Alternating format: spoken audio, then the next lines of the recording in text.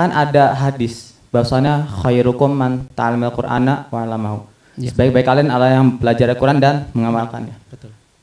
Ada sebagian dari umat muslim yang mengatakan bahwasanya gak ada ilmu yang lain yang lebih penting daripada Al-Quran. Ngapain jadi tentara? Ngapain jadi polisi? Atau ya yang lain-lainnya begitu. Mereka itu kan malam dapat celaan dari orang Islam. Ngapain sih jadi ahli Pitagoras? Ngapain ngukur benda jatuh dari atas ke bawah berapa kecepatannya? Ngapain? Sedangkan yang baik itu adalah menghafal Al-Quran, mengamal Al-Quran, dan mengajarkannya. Nah, mungkin sudah paham, saya nggak mau lanjutin karena takut ada kesalahan lidah. Paham. Syukran. Paham. Para ilmuwan muslim itu, Al-Khawarizmi, Al-Biruni, Abbas Ibnu Firnas, Al-Khindi, dan lain sebagainya. Ketika mereka mempelajari semua yang disebutkan tadi, itu sudah belajar Quran belum? Pertanyaannya itu, sudah belajar Quran belum? Sudah khatam, Mas. Berarti apa? Mempelajari Quran, mempelajari hadis itu jauh sebelum balik. Balik itu usia 15. Berarti usia 15 itu sudah matang dia. Sekarang bayangkan, usia katakanlah ulama-ulama muslim itu sudah matang keilmuan Islam itu di usia balik. Setelah balik apa? Belajar ilmu bukan Islam tadi, bukan ilmu agama tadi. Ilmu fisika, ilmu bumi, ilmu macam-macam tadi kan. Dan itu bisa. Sekarang bisa nggak? Nggak bisa. Karena apa? Sistem pendidikan sekarang itu settingnya itu kayak cetakan. Hari ini bagaimana kita akan bisa membayangkan bagaimana ya saya harus menguasai Al-Quran tetapi juga harus menguasai sains. Lah kalau dengan sistem pendidikan kapitalis seperti ini ya nggak mungkin bisa. Tapi kalau dengan pola pembelajaran zaman Islam dulu itu memungkinkan. Bedanya apa? Kalau kapitalis, sistem pendidikan kapitalis itu modelnya kayak pabrik. Ya, kapitalis kan modelnya pabrik, cetakan. Sekolah itu modelnya cetakan. Apa? Kita mendirikan sekolah, mendirikan universitas, itu mendirikan cetakan. Di situ ada cetakan ST sarjana teknik, SH sarjana hukum, ini kan cetakan. Nanti cetakan sarjana hukum itu harus nyari dosen yang ngajar di situ, Terus nanti ada mahasiswa ke situ. Nanti yang sudah lulus sudah dicetak sebagai sarjana hukum. Di zaman peradaban Islam belajarnya nggak begitu.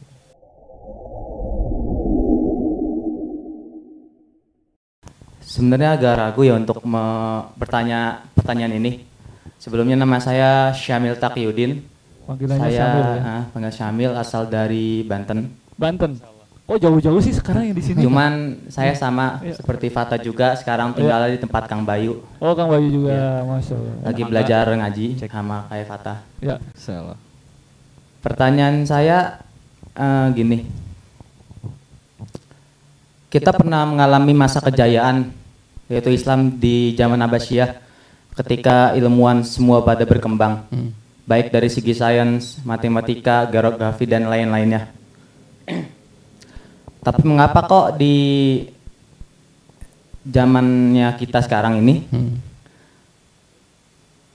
perkembangan itu malah lebih dikuasai oleh orang Eropa? Saya berpikir ketika sudah mendapatkan materi-materi dari baik bangku sekolah dan lainnya, terutama juga di pesantren, saya bertanya, kan ada hadis bahwasanya khairukum man ta'allamal Qur'ana wa 'allamahu. Sebaik-baik kalian adalah yang belajar Al-Quran dan mengamalkannya. Betul. Ada sebagian dari umat muslim yang mengatakan bahwasanya gak ada ilmu yang lain yang lebih penting daripada Al-Quran. Ngapain jadi tentara? Ngapain jadi polisi? Ngapain jadi ahli-ahli yang lainnya? Ya. Ahli penerbangan kayak B.J. Habibie atau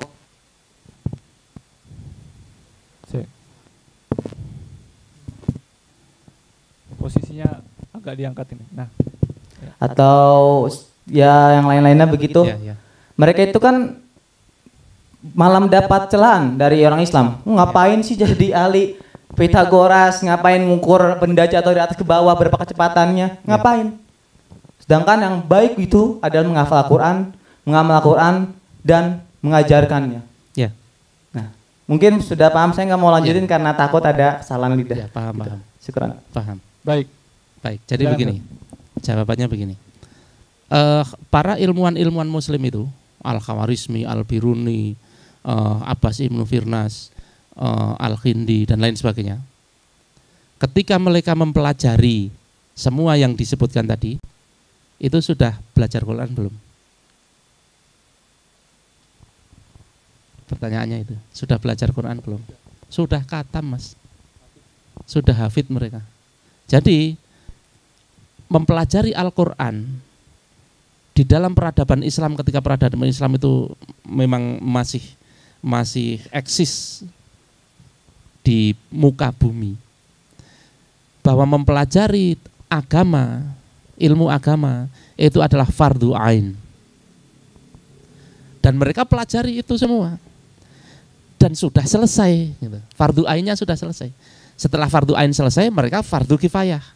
Fardu kifayahnya apa? Ilmu selain dinul Islam. Dan itu juga fardu kifayah. Maksudnya fardu kifayah itu begini. Untuk mempelajari fisika itu fardu ain atau fardu kifayah? Fardu kifayah. Jadi kalau di tubuh umat Islam ini belum ada yang menguasai fisika, maka kalau tidak ada yang mempelajari, kita semua dosa.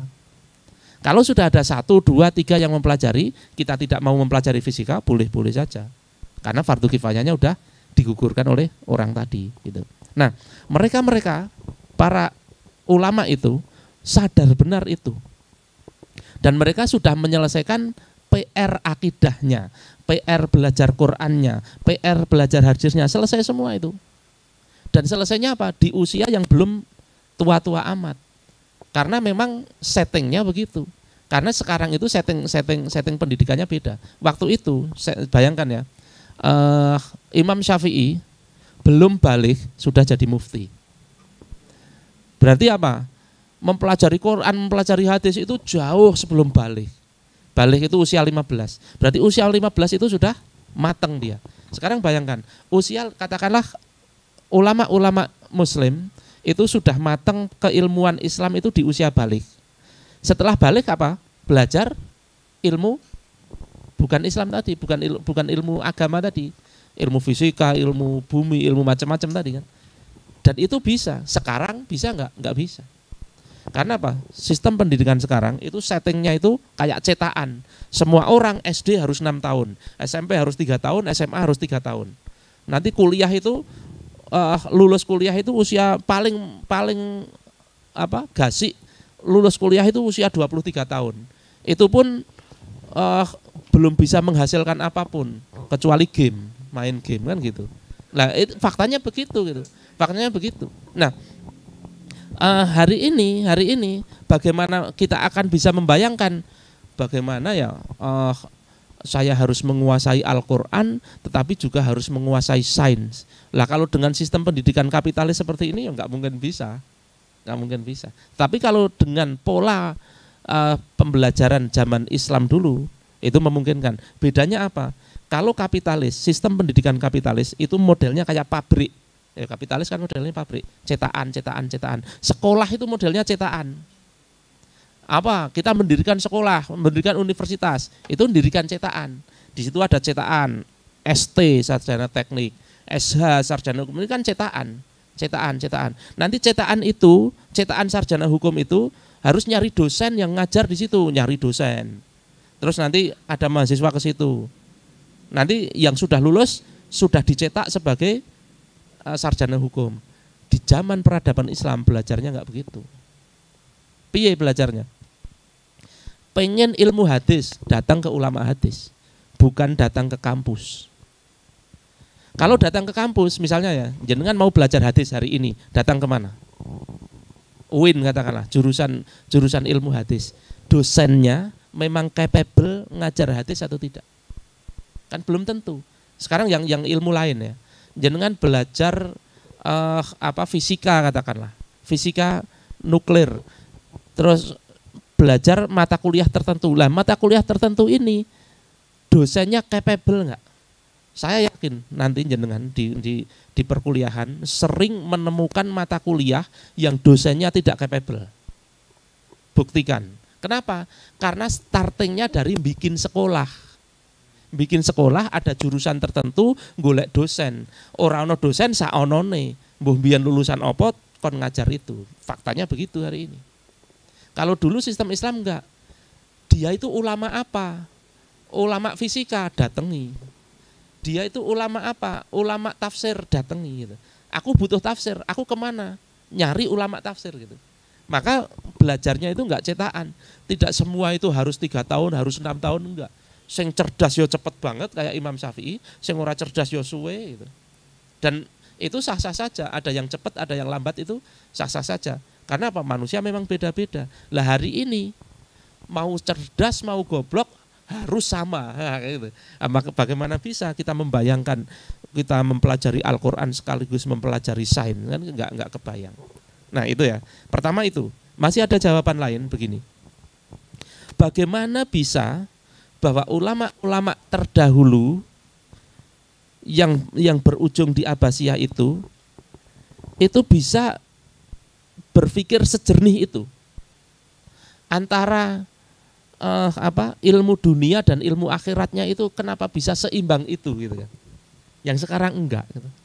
Lah mereka itu akidahnya itu akidah akliyah dari zaman Rasul sampai itu akidahnya akliyah. Ketika di puncak Abbasiyah ini sudah tidak mulai akliyah ini. Karena saya ceritakan tadi di masa puncak itu orang terlena. Mau harta sudah gampang banyak, mau ibadah sudah gampang, mau ilmu di Baitul Hikmah yang didirikan Al-Ma'mun itu sudah banyak. Akhirnya apa? Muncul banyak sufi. Waktu itu muncul banyak sufi. Dari mana? Dari kitab-kitab Persia, kitab-kitab India yang diterjemahkan bahasa Arab, mereka mempelajari kemudian diadopsi ke dalam Islam, muncul sufi.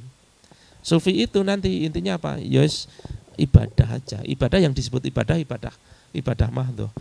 Terus enggak ngurusi duniawi dan lain sebagainya. Padahal apa? Rasulullah seperti itu? Enggak. Rasulullah ngurusi dunia.